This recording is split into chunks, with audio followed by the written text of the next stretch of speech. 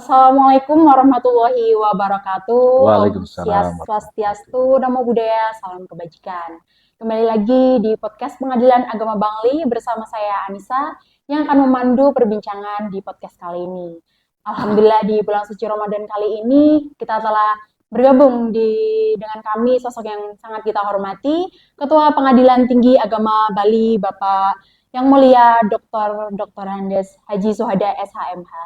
Bagaimana kabarnya Yang Mulia? Alhamdulillah sehat afiat Mbak Disa. Gimana Mbak Disa, sehat juga ya? Alhamdulillah baik Bapak. Semoga Bapak dan juga pemirsa dimanapun berada dalam keadaan sehat dan selalu mendapatkan keberkahan Ramadan. Sebelumnya terima kasih Bapak sudah berkenan menyempatkan hadir dalam podcast kali ini. Pada kesempatan kali ini mungkin kita akan berbincang dengan saja Bapak terkait refleksi kinerja dan juga transformasi pengadilan agama. Nih Bapak. Yang Mulia, di bulan suci Ramadan ini sering sekali menjadi momentum untuk kita berbenah diri dan juga mengevaluasi diri. Dan kita jika menilik 3 tahun terakhir perjalanan Pengadilan Tinggi Agama Bali pastinya banyak sekali capaian dan juga rintangan serta dinamika yang dilalui. Lalu bagaimana Yang Mulia memaknai perjalanan tersebut nih? Alhamdulillah untuk PTA Bali walaupun 3 tahun berjalan dan sudah 4 KPTA lah, saya KPTA yang keempat ini dari fase ke fase alhamdulillah berjalan dengan baik dan teman-teman semua satker, 9 satker termasuk Bangli luar biasa untuk mendukung kemajuan PTA Bali. Baik. Untuk ke depannya Yang Mulia, itu kan dari kita menilik di tahun 2012 kita flashback kembali ke tahun itu ketika Yang Mulia menjadi Ketua Pengadilan Agama Denpasar nggih. Nah, apa saja sih Yang Mulia perbedaan, tantangan dan juga dinamika yang dilalui ketika memimpin sebagai Ketua Pengadilan Tinggi Agama Bali sekarang ini dengan perbedaan ketika memimpin di Pengadilan Agama Denpasar dulu ya? Terima kasih. Ketika saya menjadi ketua PA Denpasar dulu, eranya kan masih era manual. Nah sekarang ini sudah eranya era disrupsi dan berbeda sekali. Memang ketika menjadi ketua PA Denpasar, itu serasa menjadi ketua PTA juga yang sewilayah Bali. Alhamdulillah ketika itu tentu akan beda tata caranya, bagaimana menyikapi hal-hal sesuatu, dengan saat ini ketika menjadi Ketua Pengadilan Tinggi Agama di Bali. Dan alhamdulillah seluruh pimpinan Pengadilan Agama se-Bali ini, apalagi Bali yang selalu juara, saya merasa bangga. Dan ini target saya bahwa Pengadilan Agama se-wilayah Bali ini kita ajak lari, tidak berjalan di tempat, Mbak. Menarik sekali Yang Mulia. Jadi di era disrupsi ini kita dituntut untuk selalu terus mengikuti perubahan Yang Mulia. Apalagi di budaya di Bali ini yang sangat beragam, mulai dari karakter masyarakatnya dan juga agama di sini juga pasti akan menjadi tantangan tersendiri dari penyelenggaraan peradilan agama itu Yang Mulia. Seperti yang kita tahu, Mahkamah Agung ini sedang menggalakkan percepatan pelayanan Yang Mulia. Dan juga alhamdulillah di triwulan kali ini Pengadilan Agama Bangli mendapatkan peringkat 1 untuk insatkernya. It's the best. Dan pastinya ini tidak luput dari dukungan internal dan juga eksternal dari Pengadilan Agama Bangli sendiri. Lalu Yang Mulia, dari sudut pandang Yang Mulia sendiri, langkah-langkah apa yang harusnya dipertahankan dan juga ditingkatkan mungkin untuk agar kita menjaga prestasi ini di triwulan-triwulan selanjutnya maupun di tahun anggaran yang akan datang Yang Mulia? Oke, terima kasih. Ini menarik sekali. Di era disrupsi ini kan selalu menghadirkan perubahan pada pola berpikir kita dari mindset dan kultur setnya. Kalau di sisi manual dulu kita masih semuanya serba buku. Lah sekarang ini PA Bali, se-Bali ini Pengadilan Agama Bali ini sudah luar biasa jangkauannya, dan salah satu kenapa saya hadir di PA Bangli ingin berguru bagaimana sih sebenarnya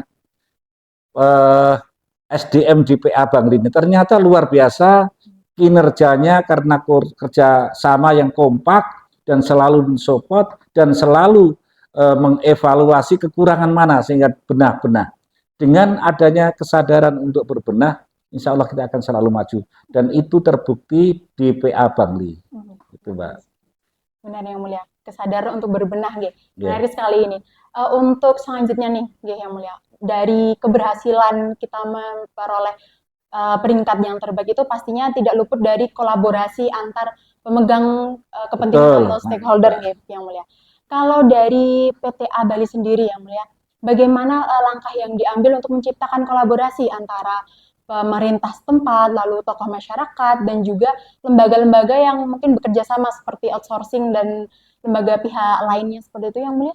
Alhamdulillah, Pengadilan Tinggi Agama Bali ini termasuk salah satu dari forum Forkompimda di Bali ini, dan kolaborasi pemerintah kabupaten maupun kota serta provinsi Bali ini kolaborasinya bagus, dan mudah-mudahan untuk di pengadilan agama juga dengan pemerintah setempat itu juga dengan baik. Sebab apa? Kita pelayanan terhadap masyarakat itu akan berhasil jika kita dapat menyentuh kepada masyarakat, dan ini sudah bisa dilaksanakan. Nah, beberapa hal yang mendasar yang perlu dipersiapkan secara serius terhadap SDM kita, yang pertama adalah penguatan kapasitas intelektual dan metodologis, di sini hakim tentunya. Kemudian yang kedua, perlunya transformasi digital yang substantif dan bukan kosmetik saja. Artinya yang diinginkan masyarakat itu kan keadilan substantif, bukan normatif saja lah ini. Kemudian yang ketiga, perlu adanya penguatan integritas dan etika kita semua terhadap masyarakat. Sehingga dengan begitu pelayanan kepada masyarakat, masyarakat akan puas. Dan yang keempat, reposisi pelayanan publik peradilan, kita memberikan pelayanan yang 5S kita Bapak, senyum, salam, sapa, sopan. Nah, sopan santun. Nah, seperti ini kalau kita biasakan di peradilan agama ini betul-betul sebagai pelayanan yang prima, dan ini sudah dibuktikan oleh PA Bangli. Jadi tadi ada 4 poin yang mulia yang dapat diambil untuk menciptakan peradilan yang berintegritas, mungkin seperti itu yang mulia. Selanjutnya ini mungkin sudah sampai di segmen terakhir yang mulia. Sebelum kami tutup, mungkin ada mohon berkenan yang mulia menyampaikan arahan dan juga pesan kepada seluruh aparatur pengadilan agama sewilayah Bali. Terima kasih. Pesan kami, jaga kekompakan kita, keharmonisan antar PA, saling mengisi, mana kekurangannya bisa terisi. Dengan demikian, harapan yang keinginan pribadi saya menempati 10 besar seluruh PA Bali ini. Dan itu dicontohkan oleh Bangli yang peringkat 1, peringkat 2, peringkat 3, peringkat 4, dan dimiliki oleh wilayah Bali. Kalau 10 ini diraih PTA Bali, PA-PA se-Bali ini, maka inilah cita-cita yang harus kita wujudkan.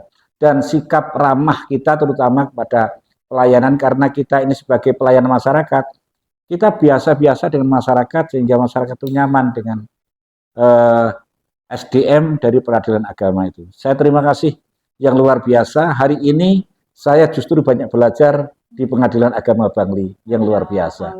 Apa motonya PA Bangli tadi? Top, yes. Terima kasih, Mbak. Sami-sami. Jadi dari obrolan diskusi kali ini mungkin dapat saya ambil pelajaran bahwa diperlukan integritas yang dan juga ilmu dari peradilan itu sendiri untuk menciptakan peradilan yang integritas dan juga profesional nih. Ya, saya tambahkan Mbak, Nih.